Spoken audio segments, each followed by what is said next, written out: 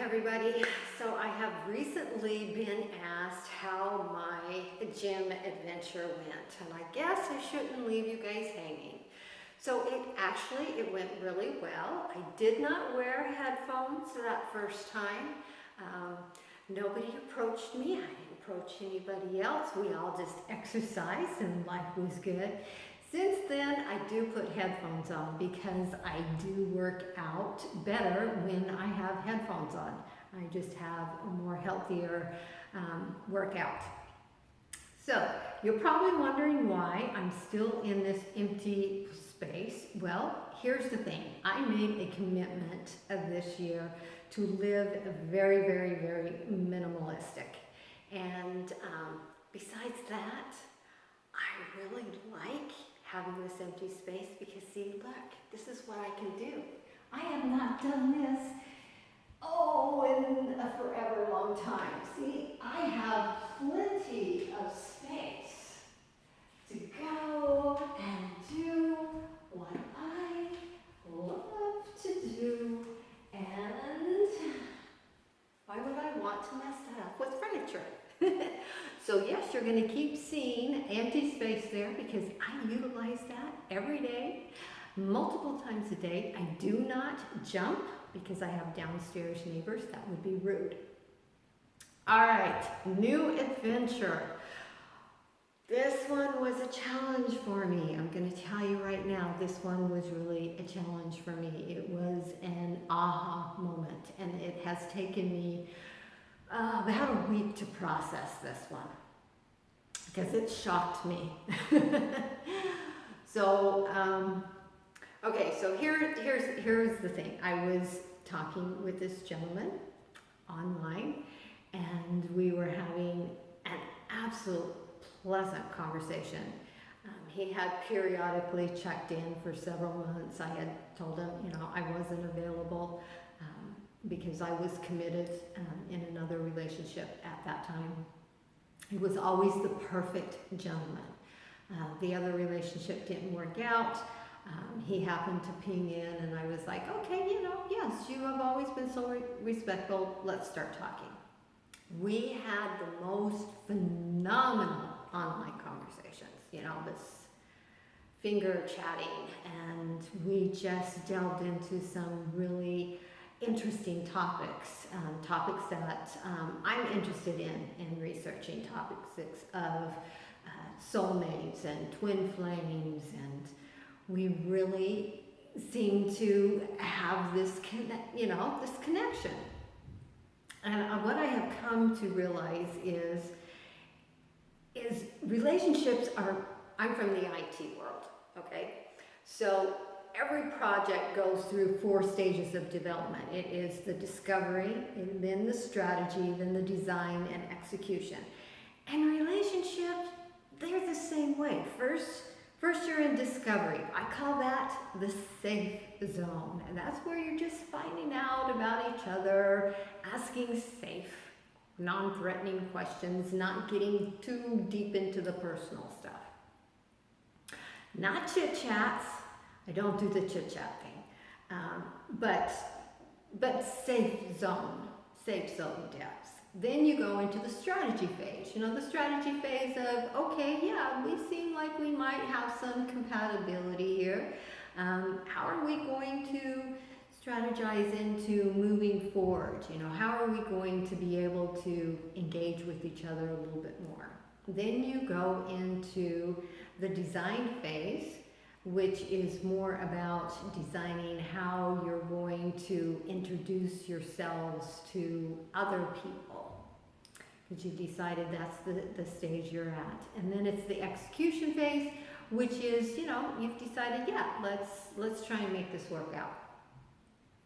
So we were in the discovery phase, and we decided to take it to a phone call. So he calls me up, and I choked. I choked big time. I choked flat. And I'm like sitting here thinking, I don't choke.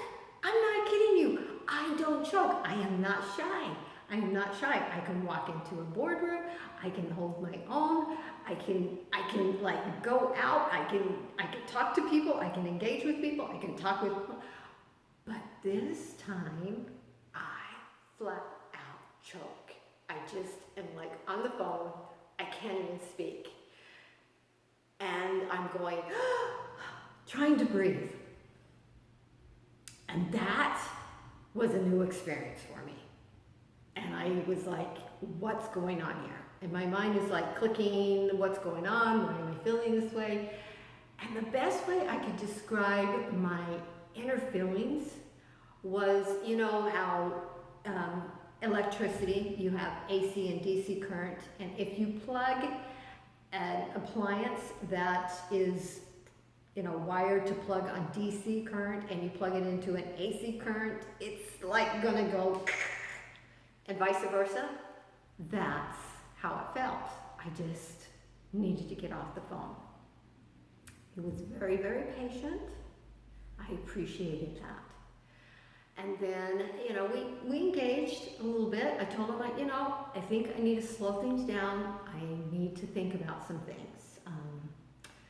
There is a connection with my heart still, and I need to reflect on that connection, that heart connection. So, all right, gonna get some tissue out.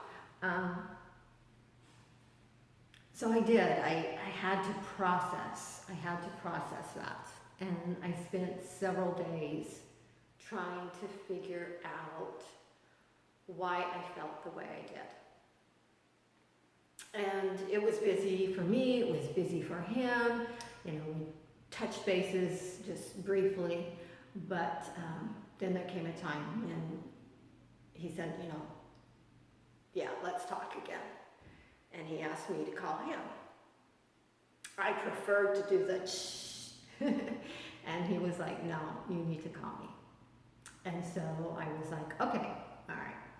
So I dialed the phone, I do it in, and once again, I flat out choke. I'm just like, I so choke. And I felt so bad. It was uncomfortable for me. It was uncomfortable for him. He was pleasant. He was a gentleman. He was like, you know what, let's step back and let's try and get to know each other a little bit more.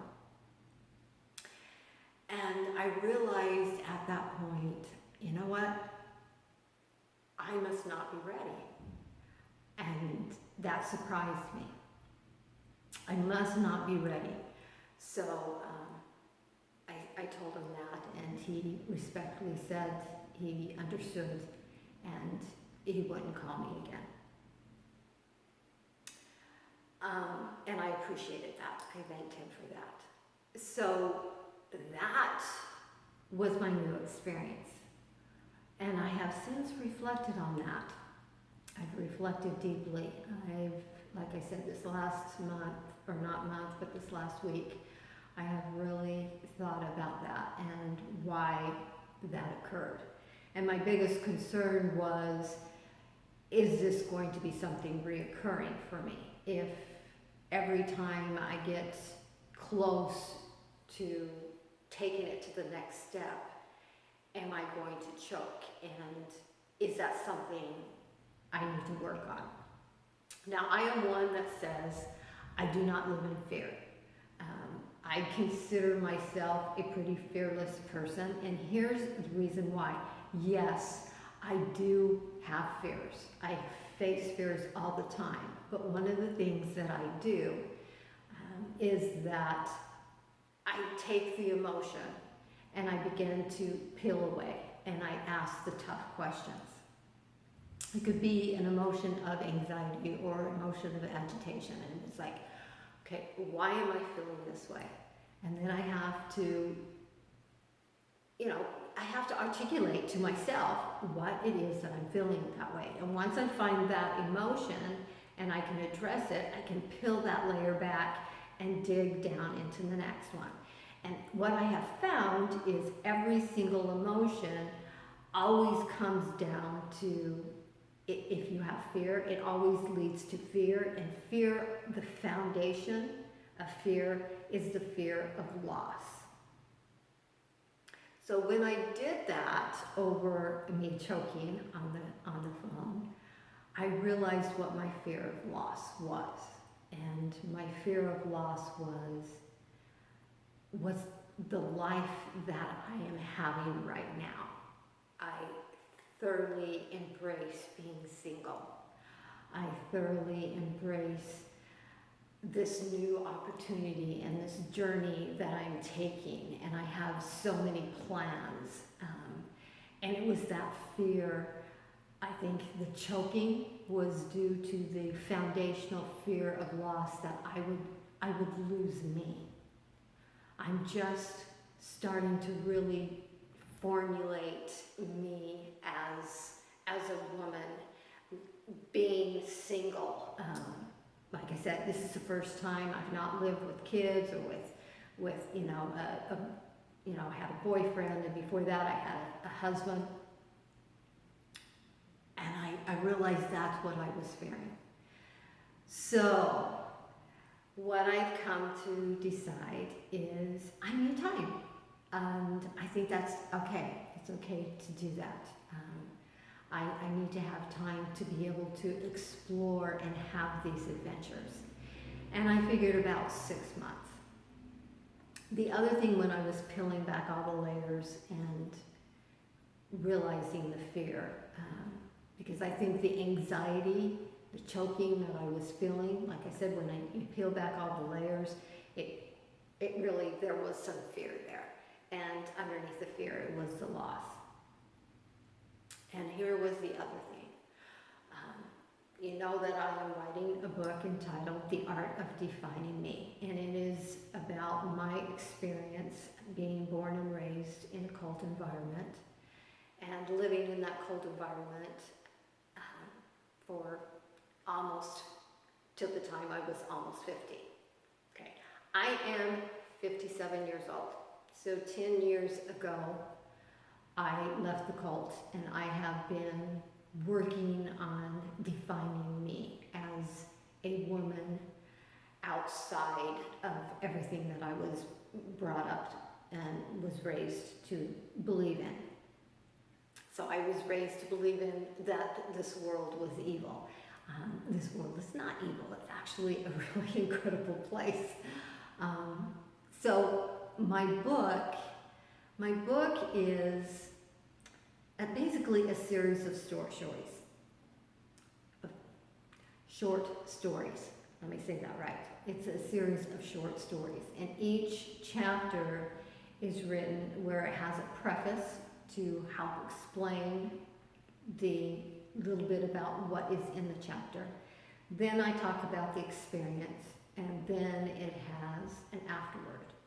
And the afterword talks about me now and my reflections and things that I did to be able to overcome that life-changing event that had long-term ramifications. And I will tell you right now, I share the good, I share the bad, I share the ugly. I am extremely open with all of that. I think it's beneficial. I'm releasing the book because I believe that there are others that could be in similar situations, different stories, but similar situations. And at the end of every chapter, before the preface, or before the afterwards, I write a letter to a person I have named Love, L-U-V. I did not have anybody in mind when I spoke directly to that individual, but I wrote and I talked about the things that I would like us to discuss in the chapter. I talked about things that I think he may want to ask me about further. And that, I realized, was the other part of my fear. Because there are some really challenging things that are going to be read in there. And there's going to be some controversial things that are in my book. And I don't know the ramifications of when I release my book, because I am sharing some pretty deep things about the cult that is not public. And my kids and I have talked about it. They encouraged me. We talked about potential death threats. And we are all okay with it. But the thought of bringing somebody in my life that, when I don't know what those ramifications are once I release my book, caused me a lot of anxiety. And I realized when I peeled back the layers where the fear and the loss was. And that came from the fear that I would actually really fall in love and would want to be in a relationship, but once the book was released and read, that I would lose. I would lose a love. And that would be very heartbreaking. And so that's the other reason why I decided I wasn't ready, because until my book is released, it's been read, decisions are made. Is this a life that I would want to bring in to my life? I decided I needed to just step back and not have that. So that's my new experience. I'm behind in releasing the book. I had hoped to release it at the end of January, but with the move and I just barely got internet, my goal now is for February, but it is definitely going to be released shortly. So that is my new experience. And when I have reflected on that, I figured two things are going to occur. So get your popcorn out. The next videos I do, I'm going to talk about my adventures in the social media realm. And yes, they are going to be funny. I'm not a chat and tell person, but when it comes to imposters and scammers, you know what?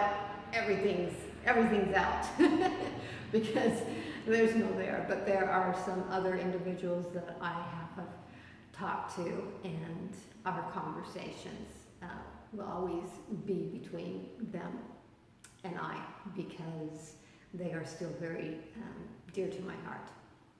And they always will be, because they were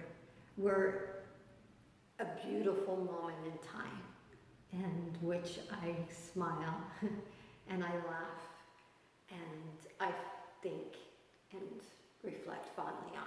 So for those conversations, we're gonna share about that.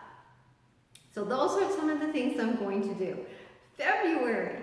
The other thing I decided was February, since that is the month of love, I'm going to talk about the process that I am doing in implementing the discovery and the strategy, the design, and the execution into finding the person that I would like to finish my life with. I call it finish this earth realm with. So that is going to be February's Instagram challenge, and what I'll do for YouTube is I'm going to just keep sharing my journeys. So the next videos are going to be all about my new adventures in social media. So I hope you like it. Thank you for listening. Share it if you think this would be informational. I appreciate your support very much. Dear to my heart, thanks.